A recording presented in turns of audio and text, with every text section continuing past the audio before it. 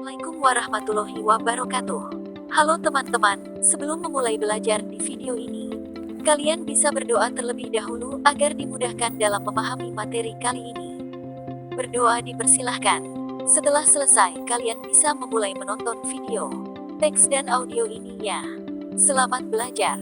Jangan lupa subscribe-nya karena gratis. 3, 2, 1. Tinjauan mata kuliah. Pepatah berkata, bahasa menunjukkan bangsa, bahasa Indonesia sebagai mata kuliah wajib bagi mahasiswa menunjukkan kecintaan kita terhadap bangsa dan negara. Mata kuliah ini berbobot 3 seks yang setara dengan 9 modul.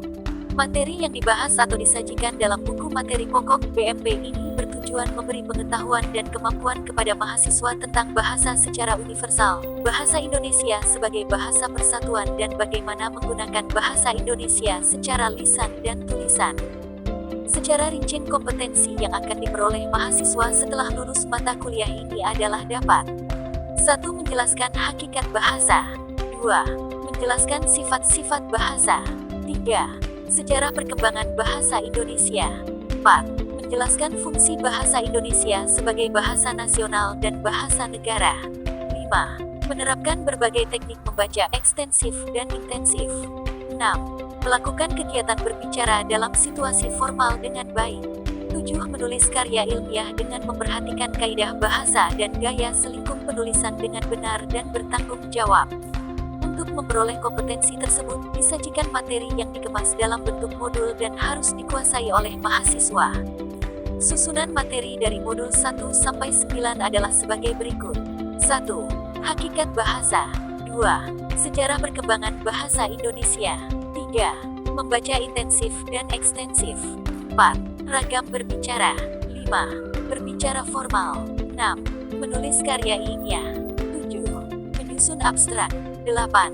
Menyunting karya ilmiah 9. Etika dalam menulis. Untuk memperoleh kompetensi yang telah ditetapkan, pahamilah setiap pembahasan materi yang disajikan. Berdiskusilah dengan teman untuk membahas yang Anda anggap sulit. Tidak perlu sungkan bertanya kepada tutor Anda ruang tutorial jika Anda membutuhkan informasi lebih akurat.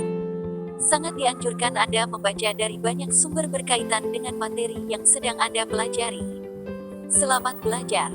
Sukses untuk Anda. Pendahuluan. Saudara, melalui modul 1 Anda memperoleh pengetahuan dan pemahaman yang cukup mengenai sejarah kelahiran bahasa Indonesia. Anda juga memahami manfaat bahasa Indonesia bagi persatuan dan kesatuan bangsa. Pengetahuan yang mendalam tentang sejarah dan manfaat bahasa Indonesia, kami mengharap Anda dapat mengimplementasikan penggunaan bahasa Indonesia dalam kehidupan sehari-hari dengan percaya diri yang tinggi, bangga, dan membanggakan bahasa ini di hadapan siapapun untuk meraih kemajuan di segala bidang yang pada akhirnya akan mengangkat derajat bangsa Indonesia di mata dunia. Menggunakan bahasa memerlukan tata tertib atau memiliki etika dan estetika yang harus diperhatikan oleh pengguna. Namun, sebelum Anda mempelajari perihal tersebut, Anda perlu paham tentang hakikat bahasa. Hal ini sangat penting agar pemahaman Anda tentang bahasa menjadi utuh sehingga ketika menggunakan bahasa baik lisan maupun tulis tidak timbul keraguan dalam menerapkan kaidah-kaidah bahasa secara konsisten. Tujuan penyajian materi ini adalah agar pemahaman Anda terhadap bahasa khususnya bahasa Indonesia menjadi lebih mendalam dan lebih mantap sehingga Anda dapat memanfaatkan kemampuan berbahasa Anda untuk berbagai keperluan sehari-hari dan keperluan studi atau keperluan akademik. Secara rinci, tujuan mempelajari modul ini adalah agar Anda memiliki kompetensi yang memadai, yakni dapat 1. Menjelaskan hakikat bahasa 2. Menjelaskan sifat-sifat bahasa 3. Menjelaskan fungsi bahasa 4. Menjelaskan hubungan keterampilan berbahasa yang satu dengan keterampilan berbahasa yang lain dan 5. Memberi contoh cara berbahasa yang baik dan benar. Kompetensi-kompetensi tersebut sangat bermanfaat bagi Anda dalam mempelajari modul-modul berikutnya. Di samping itu, kompetensi tersebut juga akan membantu Anda dalam menerapkan sikap disiplin dalam berbahasa atau berkomunikasi. Untuk memperoleh kompetensi-kompetensi di atas, Anda harus menguasai materi-materi yang disajikan dalam modul ini. Materi-materi tersebut akan disajikan dalam 2 kegiatan belajar. Kegiatan belajar 1 berisi materi tentang hakikat, sifat, dan fungsi bahasa, sedangkan kegiatan belajar 2 tentang hubungan antar keterampilan berbahasa. memudahkan Anda dalam mempelajari modul ini, ikutilah petunjuk mempelajari modul berikut ini.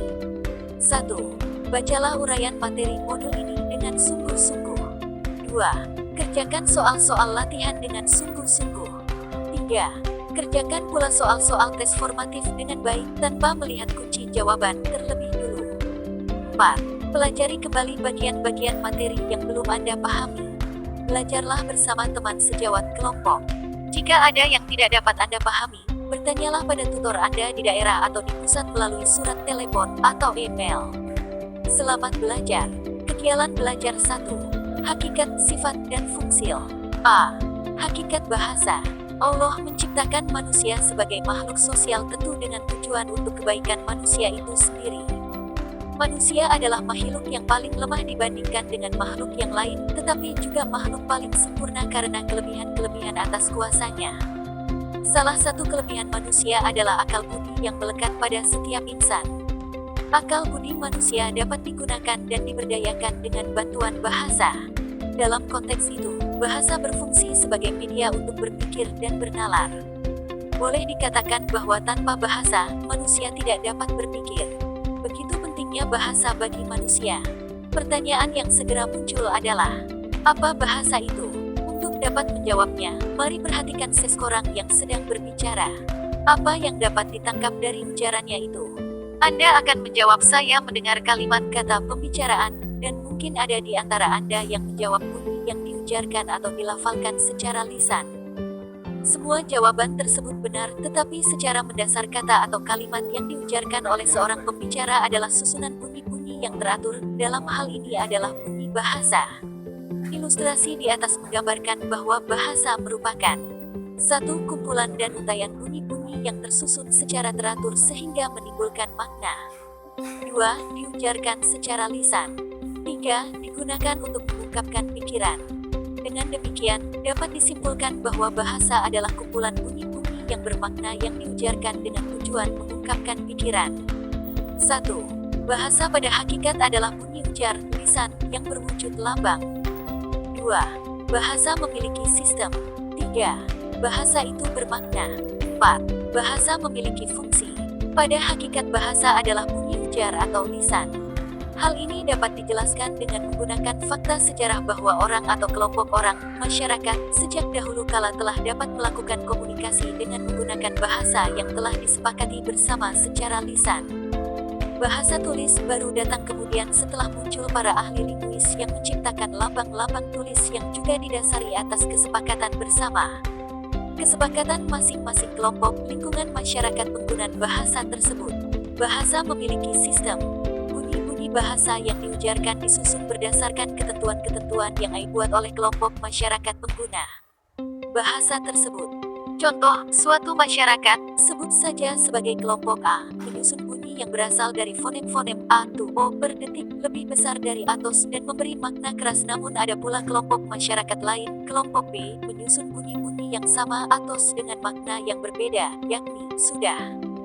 Jika bunyi-bunyi tersebut disusun menjadi TSOH, masing-masing kelompok tersebut tidak akan pernah mengenalnya dan tidak mengerti maknanya karena di dalam kelompok mereka tidak pernah ada susunan bunyi atau sistem bunyi seperti itu.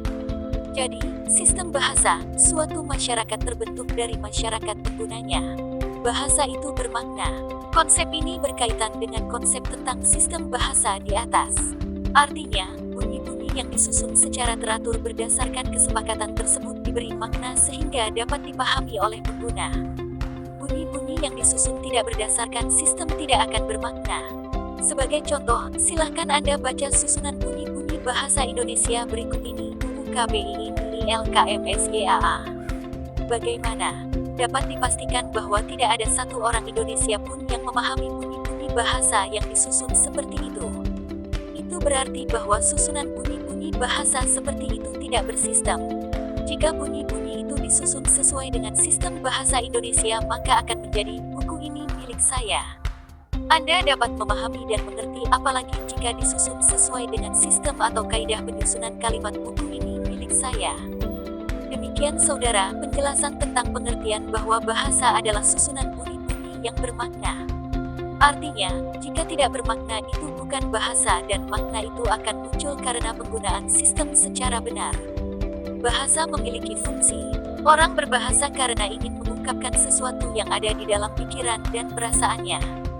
Apakah sesuatu tersebut diungkapkan pada dirinya sendiri atau pada orang lain? Perhatikan contoh ungkapan berikut ini. Contoh 1. Jika saya punya komputer, saya tidak perlu membayar orang untuk mengetikkan makalah ini. Ungkapan ini diujarkan seseorang kepada dirinya sendiri. Pikiran tersebut merupakan ide yang diperuntukkan bagi dirinya. 2. Bu, besok di rumah saya ada acara, tolong siapkan 25 potong ayam goreng dan 25 porsi nasi lalap ya. Ujaran ini diungkapkan seorang ibu kepada pengusaha rumah makan atau juru masak. Melalui contoh di atas dapat dipahami bahwa bahasa itu digunakan oleh masyarakat pengguna untuk kepentingan dirinya. Jika bahasa itu digunakan, maka dapat dipastikan bahwa bahasa itu adalah alat komunikasi baik untuk diri sendiri maupun untuk berinteraksi dengan orang lain. Demikian saudara, pembahasan kita tentang hakikat bahasa. Mari kita lanjutkan ke pembahasan tentang sifat-sifat bahasa berikut ini. B. Sifat-sifat bahasa. Bahasa pada hakikat adalah bunyi. Bunyi memiliki kandungan irama dan tempo. Kedua unsur tersebut merupakan unsur pokok di dalam seni. Oleh sebab itu, bahasa memiliki sifat estetis atau indah. Bahasa adalah bunyi-bunyi yang diujarkan oleh pengguna. Bahasa dapat berkembang karena digunakan oleh manusia. Dengan kata lain, bahasa bersifat manusiawi atau insaniah. Manusia adalah makhluk yang berakal budi. Dengan akal budinya, manusia dapat mengubah-ubah susunan bunyi-bunyi bahasa tersebut menjadi bunyi bahasa yang berbeda-beda. Perbedaan hunfi itu membuat bahasa menjadi produktif. Jadi, selain manusiawi, bahasa juga memiliki sifat produktif. Manusia yang berakal budi juga memiliki sifat yang tidak suka pada sesuatu yang statis atau tetap. Manusia pada umumnya selalu menginginkan sesuatu yang lain dari yang pernah dimilikinya. Ada dinamika dan perubahan dalam kehidupan komunitas pengguna bahasa. Perubahan itu berdampak pada bahasa. Akibatnya sangat jelas, bahasa memiliki sifat untuk berubah dan berkembang, seperti yang terjadi pada perubahan makna. Kondisi demikian itu menjadi bukti bahwa bahasa memiliki sifat dinamis. Manusia memiliki karakter yang berbeda antara yang satu dengan yang lainnya. Perbedaan karakter ini menyebabkan orang menggunakan bahasa secara berbeda pula. Perbedaan di dalam menggunakan bahasa menyebabkan munculnya ragam atau varian bahasa. Dengan demikian, bahasa memiliki sifat variatif. Bahasa memiliki sistem yang disepakati oleh penggunanya sebagai konvensi. Oleh sebab itu, dapat dikatakan bahwa bahasa bersifat konvensional atau kesepakatan. Bahasa memiliki makna. Sebagai bunyi, bahasa adalah bunyi-bunyi yang bermakna yang dilandasi dengan sistem yang berlaku dalam bahasa tersebut. Bahasa memiliki fungsi, karena bahasa digunakan manusia untuk berbagai keperluan. Dengan kata lain, bahasa adalah alat komunikasi. Berdasarkan paparan tersebut di atas diketahui bahwa bahasa memiliki sifat-sifat sebagai berikut. 1. Bahasa itu bersifat indah. 2. Bahasa itu bersifat manusiawi. 3. Bahasa itu bersifat produktif. 4. Bahasa itu bersifat dinamis. 5. Bahasa itu bersifat variatif. 6. Bahasa itu bersifat konvensional. 7. Bahasa itu bersifat arbitrer. Sifat-sifat bahasa di atas dapat dijelaskan sebagai berikut. 1. Bahasa itu indah. Pada hakikat bahasa itu adalah bunyi. Jika bunyi-bunyi ini disusun dengan memadukan bunyi-bunyi vokalnya atau juga konsonannya akan menghasilkan keindahan yang tidak dimiliki oleh entitas non-bahasa. Sebagai contoh menghasilkan, perhatikan paduan bunyi-bunyi dan persajakan berikut ini sebagai contoh. A. Hom pila hom pimpa alaihom gambreng. Susunan bunyi-bunyi tersebut memiliki makna, namun dapat dirasakan keindahannya. B. Yang tidak penting, matikan yang gak penting. Selain indah, dalam ujaran tersebut juga terdapat pemadatan makna. Perhatikan baris-baris gurindam berikut ini. Anda akan menemukan keindahan bunyi dan kepadatan maknanya. Baca, rasakan, dan renungkanlah. A. Tahu pekerjaan tak baik tetapi dikerjakan, bukannya manusia, yaitulah setan. B. Perkumpulan laki-laki dengan perempuan, disitulah setan punya jamuan. C. Jika kamu bersifat dermawan, segala orang dapat kau tawan. D. Jika kamu bersifat murah, segala manusia datang menyerah. Demikian saudara, bahasa itu indah, bermakna, dan menarik. Tidak hanya itu, bahasa juga bukan sesuatu yang monoton. Dalam mengekspresikan pikiran atau perasaan dengan menggunakan bahasa, seseorang memerlukan intonasi agar pikiran dan perasaannya dapat dipahami oleh orang yang mendengarkannya. Di dalam intonasi terkandung panjang pendek, irama, keras lunak, dinamik, tinggi rendah, nada, dan cepat lambat tempo, serta hentakan-hentakan staccato, bunyi bahasa yang diujarkan. Sebagai contoh, coba Anda ujarkan kata berikut ini. Pergi, pergi, pergi. Kata-kata yang sama jika diujarkan dengan intonasi yang berbeda akan menimbulkan nuansa yang berbeda. Perbedaan yang disebabkan oleh unsur-unsur seni ini membuat bahasa itu menjadi indah. Contoh lain, Anda tentu pernah mendengar orang berbahasa Sunda. Bahasa Sunda banyak mengandung unsur irama dan nada yang meliuk-liuk, seperti lele, bager pisaan, putrana saaha sing kasepnya. Sangat berbeda dengan bahasa yang digunakan oleh masyarakat kota Tegal yang banyak mengandung hentakan-hentakan atau tekanan-tekanan yang kuat. Bahasa yang memiliki unsur-unsur keindahan yang melekat pada bahasa tersebut antara lain bahasa Arab. Panjang, pendek, dan tekanan yang terdapat dalam bahasa Arab sesuatu yang mutlak tidak boleh diabaikan karena unsur-unsur tersebut terkait dengan makna. Misalnya, kata Jamal dan Jamal memiliki makna yang berbeda. Jadi, masing-masing kelompok masyarakat memiliki bahasa dengan unsur-unsur keindahannya masing-masing. Saudara, keindahan bahasa dapat dinikmati tidak hanya karena bahasa yang berbeda. Anda juga dapat menikmati keindahan bahasa dengan cara bermain kata dan kalimat dalam bahasa Anda sendiri. Coba Anda perhatikan contoh kalimat ujaran berikut ini. Makan, makan. Enggak, enggak. Jangan makan yang enggak, enggak. Makan, makan. Tidak, tidak. Jangan makan yang tidak-tidak. Anda tentu dapat membuat contoh yang lebih baik lagi dalam hal menikmati keindahan bahasa ini. 2. Bahasa itu manusiawi. Bahasa sebagai aktivitas otak bermakna bahwa ujaran seseorang diproses di dalam otaknya. Dengan demikian, terdapat kaitan antara otak manusia dan bahasa. Hal ini tidak pernah terjadi pada binatang. Jika Anda memperhatikan perkembangan seorang anak manusia dari sisi bahasanya, Anda akan dapat mencatat perkembangan bahasa sang anak. Sejak mereka mulai merajau, menyuarakan bunyi-bunyi vokal, membunyikan suku kata-kata, hingga mereka belajar berbicara. Kejadian atau proses berbahasa ini dapat Anda rekam untuk membuktikan kebenarannya. Untuk mengetahui apakah ada persamaan antara anak manusia dengan anak binatang dalam hal bahasa, Anda juga dapat mengamati perkembangan bahasa pada dunia binatang. Secara jujur harus diakui bahwa sejak lahir sampai tuanya, seekor sapi tidak pernah mengeluarkan bunyi yang berbeda, begitu pula dengan hewan-hewan yang lainnya. Dengan demikian, dapat disimpulkan bahwa binatang tidak memiliki bahasa sebagai alat komunikasi. Mereka melakukan hubungan sesama jenis hanya berdasarkan insting. 3. Bahasa itu produktif. Kata produktif bermakna menghasilkan atau memberi hasil.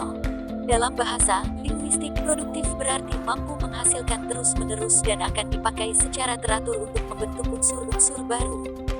Bahasa memiliki unsur-unsur, salah satunya adalah fonem. Perhatikan contoh produktivitas unsur-unsur bahasa berikut ini. A. Fonem.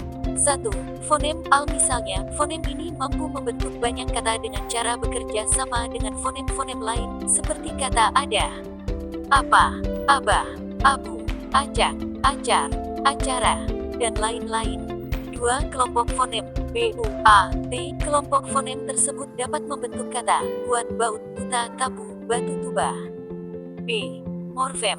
1. Morfem bebas, misal morfem ajar dapat dibentuk menjadi kata ajaran, belajar, pelajar, pelajaran, mengajar, mengajar, mengajarkan. 2. Morfem terikat, misal prefix men dapat membentuk kata mencuci, menyapu, dan mengapur. Kalimat susunan kalimat kami pagi ini membaca koran dapat diubah susunannya menjadi sebagai berikut. 1. Membaca koran kami pagi ini. 2. Pagi ini kami membaca koran. Tanda hubung. 3. Kami membaca koran pagi ini. Demikian beberapa contoh yang menunjukkan bahwa bahasa memiliki sifat produktif. Banyak contoh-contoh lain yang dapat Anda buat dengan memanfaatkan sifat bahasa ini. 4. Bahasa itu dinamis. Sejalan dengan sifat manusiawi pada bahasa, sifat dinamis pada bahasa mengikuti sifat manusia yang selalu potensial berubah. Akibatnya, tidak jarang unsur-unsur suatu bahasa mengalami perubahan. Kita ambil contoh perubahan yang pernah terjadi pada bahasa Indonesia. Dalam hal tata tulis, misalnya, sudah 3 kali ejaan bahasa Indonesia mengalami perubahan, yaitu 1. Ejaan Vanokusen berubah menjadi 2 ejaan Suwandi, kemudian menjadi 3 ejaan bahasa Indonesia yang disempurnakan EYD, dan terakhir adalah pedoman umum ejaan bahasa Indonesia PUBB. Berikut ini contoh kedinamisan yang pernah terjadi dalam bahasa Indonesia. Tabel 1.1. Perubahan ejaan dalam bahasa Indonesia. No Vanokusen Suwandi EYD. 1. Surabaya Surabaja Surabaya. 2. Bujangan Bujangan Bujangan. 3. Mencuti Menyuci Mencuci. Tabel 1.2. Perubahan makna. Makna. Kata. Dahulu sekarang. Sarjana orang yang cerdik pandai, lulusan perguruan tinggi. Canggih cerewet sangat rumit. Sangat hebat. Perubahan dalam bahasa dapat terjadi pada semua tataran, baik pada tataran fonologi, morfologi, sintaksis maupun semantik, dan kosakata baik yang muncul dari sumber internal, yaitu kosakata yang berasal dari bahasa daerah di Indonesia, maupun muncul dari sumber eksternal, yaitu kosakata yang berasal dari bahasa-bahasa asing. Kosakata baru yang berasal dari bahasa lain lazim disebut sebagai kata-kata serapan. Kata-kata serapan ini diperoleh melalui beberapa cara, misalnya dengan cara adopsi, yaitu diambil secara utuh, atau dengan cara adaptasi, yaitu pengambilan dengan penyesuaian. Berikut ini contoh kata-kata baru yang diserap dari bahasa daerah dan bahasa asing yang dilakukan baik dengan adopsi maupun adaptasi. Tabel 1.2a. Kata-kata baru berasal dari bahasa daerah. Kata baru, sumber dalam makna. Padang, Jawa, menanak nasi menggunakan dandang. Rajok, Minangkabau, batas tanah daerah dari pohon haldup. Ngap-ngap, Jakarta, Betawi, megap-megap. Terengah-engah, Emang, Sunda, Paman. Akang, Abang, Sunda, Jakarta, Betawi kakak laki-laki. Gegabah Jawa terlampau berani sehingga mengakibatkan kurang hati-hati. Reguk, Minangkabau, memasukkan air ke dalam air sampai habis. Teguk, rojol merojol, Jakarta, Betawi, sembul. Tersembul, keluar dari lubang. Tabel 1.2b. Kata-kata baru berasal dari bahasa asing. Kata baru, sumber luar, makna. Analisis Belanda penyelidikan terhadap suatu peristiwa.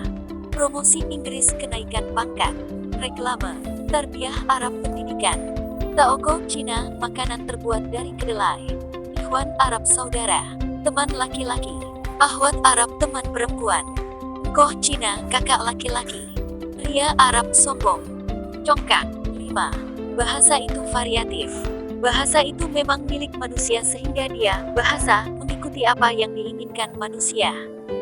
Menurut Caer, dalam Mulastuti dan Krisanjaya, 2007, 1.110, bahwa ada 3 istilah yang perlu diketahui senudungan dengan variasi bahasa, yaitu ideolek, dialek, dan ragam. Ideolek adalah variasi bahasa yang bersifat perorangan. Dialek adalah variasi bahasa yang digunakan oleh sekelompok orang, sedangkan ragam adalah varian bahasa yang digunakan dalam situasi tertentu. Ideolek merupakan variasi bahasa yang bersifat perorangan. Artinya, setiap orang memiliki gaya bahasa yang berbeda-beda. Biasanya yang menandakan adanya variasi bahasa pada setiap orang adalah penerapan intonasi. Intonasi adalah panjang pendek, keras lunak, tinggi rendah nada yang digunakan seseorang ketika berbahasa lisan aktif atau berbicara. Dialek dipengaruhi oleh karakteristik bahasa daerah. Orang Sunda yang berbahasa Indonesia terpengaruh ragam bahasa Sunda di dalam berbahasa Indonesia. Demikian pula orang Batak, Manado, Jawa, dan sebagainya. Oleh sebab itu, seorang penutur dengan mudah dapat diduga berasal dari daerah mana hanya melalui dialek bahasanya. Namun, perlu Anda ketahui bahwa seorang pengguna bahasa Indonesia yang baik adalah yang bahasanya tidak terpengaruh oleh dialek bahasa daerah. Ragam bahasa dapat diklasifikasi berdasarkan beberapa aspek, yaitu wacana, sarana, dan kebakuan. Sebagai sebuah wacana, bahasa dibedakan menjadi ragam teknis dan ragam populer. Ragam teknis digunakan dalam bidang-bidang teknis tertentu, misalnya ragam ilmiah. Ragam ilmiah itu digunakan dalam kegiatan-kegiatan ilmiah, seperti seminar, ceramah, tulisan berupa makalah, skripsi, tesis, dan lain-lain. Ragam populer adalah ragam bahasa yang digunakan dalam kegiatan berbahasa dalam komunikasi publik, seperti ragam berita, ragam dalam tulisan-tulisan populer, dan ragam sehari-hari. Dipandang dari segi sarana, ragam bahasa dapat dikelompokkan menjadi ragam lisan dan ragam tulis. Ragam lisan adalah ragam bahasa yang digunakan dengan cara mengujarkan bunyi-bunyi bahasa secara lisan. Kebermaknaan bahasa lisan sangat dipengaruhi oleh intonasi, irama, nada, tempo, dinamik, perhentian. Sedangkan ragam tulis adalah ragam bahasa yang digunakan dengan menggunakan media tulis.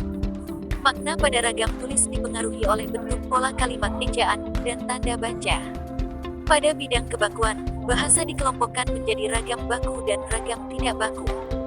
Ragam bahasa baku adalah ragam yang secara konsisten mengikuti kaidah-kaidah atau aturan-aturan ragam bahasa. Ragam tidak baku berarti ragam bahasa yang tidak sepenuhnya atau tidak secara konsisten mengikuti kaidah ragam bahasa baku. 6. Bahasa itu konvensional. 6. Bahasa itu konvensional. Konvensi bermakna sepakat atau kesepakatan. Bahasa dibentuk berdasarkan kesepakatan komunitas penggunanya.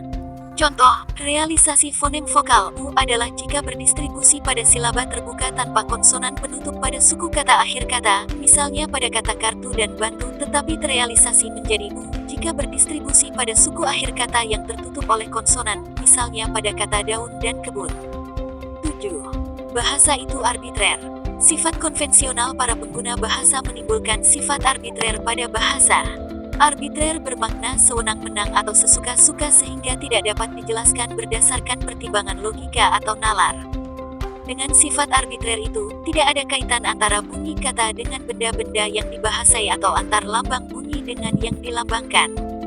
Contoh, komunitas atau masyarakat Jawa menyebut watu yang diucapkan watul untuk benda keras yang terdapat di alam atau biasanya banyak terdapat di sungai. Tetapi komunitas bahasa Inggris menyebutnya dengan stone yang diucapkan stone. Penyebutan nama watu atau stone tersebut tidak didasari oleh suatu apapun.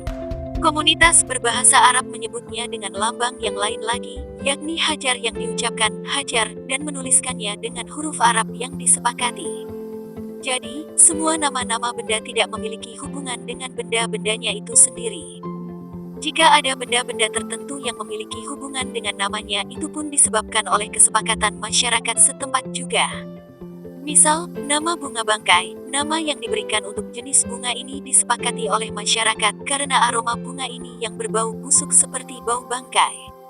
Oleh penemunya seorang berkebangsaan Belanda yang bernama Raffles, bunga ini diberi nama Rafflesia. Contoh lain, dalam ilmu fisika ada yang disebut hukum Archimedes, yang ditemukan oleh seorang ahli fisika yang bernama Archimedes. Jadi, sebutan-sebutan atau nama-nama sesuatu ilmu, benda, dan lain-lain, muncul atas kesepakatan masyarakat pengguna bahasa konvensional, dan tidak ada hubungan antara benda dan nama benda tersebut atau antara lambang dan yang dilambangkan, suka-suka, semena-mena arbitrer. Perhatikan nama-nama benda yang sama dengan sebutan yang berbeda pada tabel berikut. Tabel 1.3. Contoh penerapan sifat arbitrer dalam bahasa. Benda, gambar Indonesia, Jawa, Inggris, Arab. Batu, watu, stone, hajar, al-hajar. Pintu, lawang, dor, babun, al-baabun. Nasi, sego, rice, ruzun, aruzun. Benda, gambar Indonesia, Jawa, Inggris, Arab. Bawang, brambang, union, basol, al-basolu. Ikan, iwa, fish, samak, asamak. Bagaimana saudara? Semoga uraian tentang sifat arbitrer dalam bahasa ini dapat Anda pahami dengan baik, demikian pula dengan sifat-sifat bahasa yang lain. Perhatikan jangan sampai keliru antara ciri-ciri bahasa dan sifat-sifat bahasa. C. Fungsi bahasa. Saudara, banyak ahli yang memberikan definisi tentang fungsi bahasa. Dengan demikian, banyak pula definisi yang dapat kita ketahui. Untuk itu mari kita lihat definisi-definisi yang diungkapkan kembali oleh Sumarsono, 2004 berikut ini. 1. Aristoteles dalam Sumarsono, 2004/58, menyatakan bahasa adalah alat untuk mengungkapkan pikiran dan perasaan manusia. 2. Karl Raimund Popper mengemukakan 4 fungsi bahasa. A. Fungsi ekspresif, yaitu fungsi untuk mengungkapkan atau menyatakan diri. B. Fungsi sinyal, yaitu fungsi mereaksi, menjawab, atau memberi tanggapan. C.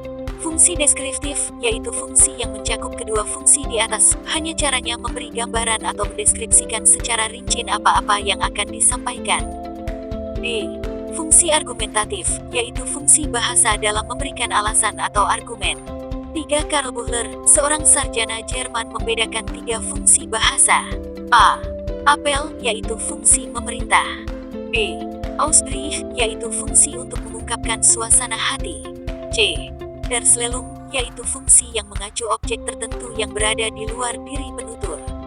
http://sobara wordpress.com. Karl Buchler tahun 1879 sampai tahun 1963. 4. Halliday Tompkins, G.E., dan Hoskisson, K. 1995 mengemukakan 7 fungsi bahasa. A. Instrumental, bahasa digunakan sebagai alat untuk memperoleh kebutuhan fisik. B.